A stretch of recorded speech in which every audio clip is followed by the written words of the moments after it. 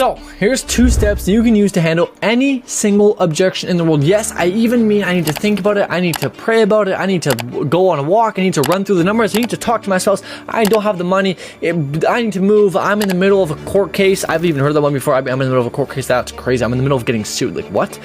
It doesn't matter what it is, okay? Any single objection that gets thrown your way, you can use this 2-step protocol to handle it just like that, okay? So let's dive into this document so that you can go out there and make a ton more money and close some more people, okay? For good reasons. Hopefully you're helping them. So 2 steps, okay? There's step number 1, which is the pace and tie down. And depending on the answer you get in step number 1, you either move to step 2A or step 2B, okay? So when an objection is given, when any objection in the world is given, doesn't matter what the objection is, the first thing you're gonna say is no problem. Now, why do we say no problem? Well, we say this to diffuse the sales pressure, where a lot of people look at objection handling as fighting against each other. Me versus them. He's throwing this objection at me. He hates me. It's not, dude, it's not personal. It's you and the prospect trying to overcome the objection together. When somebody throws you an objection, next time physically, literally think about this. Think about you grabbing your chair, putting it beside the prospect, looking at him in the face and saying, hey, how can we handle this together? That's what you should think. So the first thing you say is no problem, because they're so used to, no, you need to this, that, and all this combative sales, aggressive techniques. That doesn't work no more, okay? That doesn't work with human psychology. So we say no problem. The first thing you need to say is no problem. Doesn't matter what they say, okay? Then what we say is this, okay? We say this. For a second, let's just pretend that money is out of the equation, right? Hypothetically speaking. And we do that so it's easier to buy into. How do you feel about this process specifically? Do you feel like this is ultimately what you need to get to outcome? And then you repeat the outcome back to them. Okay. Now, here's what's going to happen. They're going to give you an answer, and the answer is going to be put into one of 2 categories, which is number 1, yes, number 2, no. Now, if they say anything other than, hell yeah, this is the best thing since sliced bread, dude, this is literally awesome, everything is awesome, it's just this one thing, then you know they're certain, okay? So if they say yes, and they have a certain confident language and tonality, then you go to step 2B and double tie down and confirm it's a real financial objection, at least in this case, right? However, most of the time, the prospect, they're probably not going to say no, but they're going to give you some sort of uncertain answer. They're going to be like, I think so, yeah, maybe, it sounds pretty good. I like what it looks like. They're going to give you this kind of like uncertain, hesitant answer. Okay. Then we're going to do is we're going to go to 2A. Now, no matter what they say, we're going to go to 2B eventually. So either we just go to 2A, then 2B, or we go straight to 2B. In this case, let's pretend they went through to straight 2A. They're like, let's pretend they said, yeah, I think so. It sounds pretty good. Okay. We're going to do this. Be like, gotcha, John. Let's pretend our prospect's name is John. Gotcha, John. I hear you. And just to be super clear here, what's really important to me is alignment, right? When you come in and work with us, we're really rolling up our sleeves. We're getting in the trenches. We're getting our hands dirty. We're getting our feet wet, right? Like we're all in. And so it's really important to us that you feel really good, like rock solid about the process. Do you kind of know what I mean? They're gonna go, yeah, that makes sense. You know, cool. So just to be 100% clear, on a scale of like 1 to 10, 1 being like, dude, this sucks. 10 being like, dude, this is the best thing since sliced bread. I love this. Where do you feel you fall exactly? Now, if they say a 9 or a 10, plus certainty in their language and tonality. So, dude, I'm a 9, I'm a 10, dude. Yeah, I'm a 9, I'm a 10. This is awesome. And then you move on. Then you go straight to 2B. However, if they give you an 8 or below with like this uncertainty, yeah, I'm an 8. Most people say I'm like a 6 or 7. That's what most people will say. You're gonna say, gotcha, John. And I appreciate you being honest about that. I'm just curious, like, what exactly do you think is keeping you from being, say, an 8, 9, or a 10?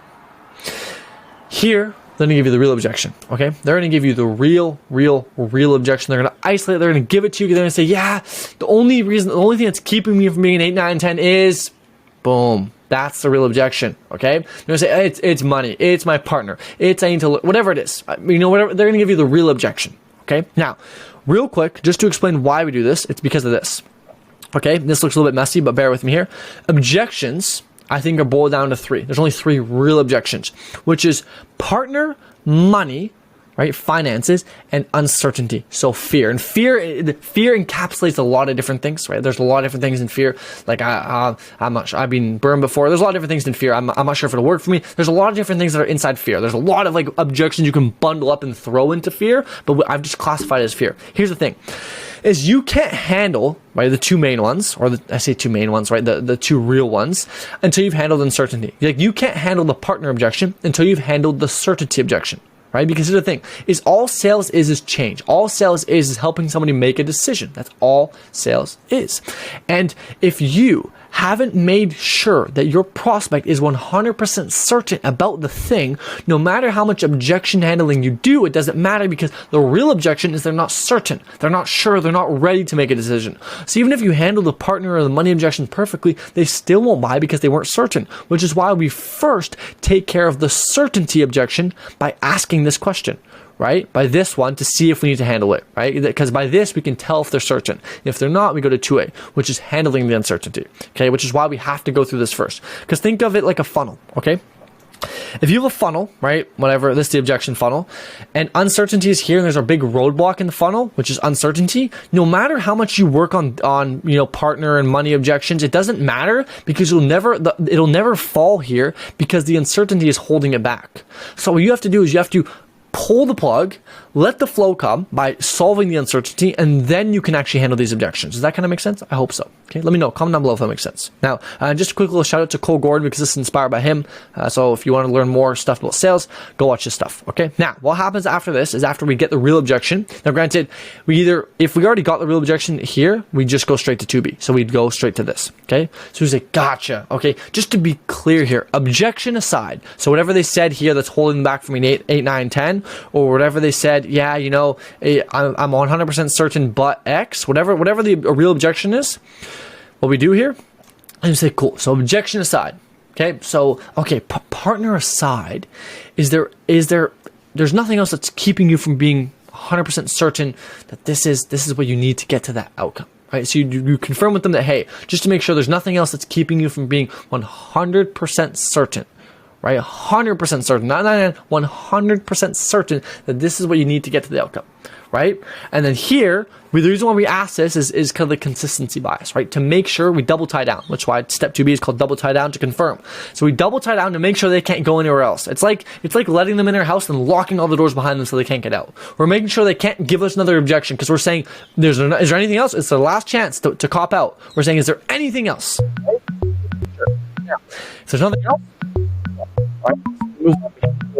then we handle this objection, okay? And that's when you go and handle the one specific objection, which could be I've been burned before, it's just the money, the logistics, right? Whatever the case is. Now, there is about 100 different ways that give you these objections, and I'm not going to stay for the next 100 different hours to share with you how you can handle all these different objections that are like the real ones, but this is the 2 steps you can use to get past any of the first objections to get to the real objection, so you can handle them, right? To handle the real one. And now there's a million different ways to handle this, right? There's just so many ways to handle the partner objection, and they can give you the partner objection in like 5 different ways, right? So there's a different way, there's different word track that you'd use to handle every single one of them. So that I won't share in this video. If you want different ones of those, let me know down below, and I'll make videos like that. But this is the 2-step process you can use to handle any single objection in the world, so you can close more deals using human psychology and not these combative, aggressive sort of objection handling behaviors. Okay, a lot of people use, which is like, you can't afford not to do this. Like that stuff doesn't work. Okay, people don't resonate with that anymore. So we have to do what people actually work with, right? Because at the end of the day, objection handling isn't you versus them. It's you and the prospect versus the problem. So you should be working together with them to try and solve it. Because listen, at the end of the day, sales is change, right? Sales is change. Sales is helping somebody make a decision. And so all objection handling is switching their beliefs to help them make a decision. That's it. That's all objection handling is. It's nothing crazy, okay? So anyways, if you like this, comment down below that you liked it, so I know, so I can make more stuff like this, and I'll see you in the next one. Peace.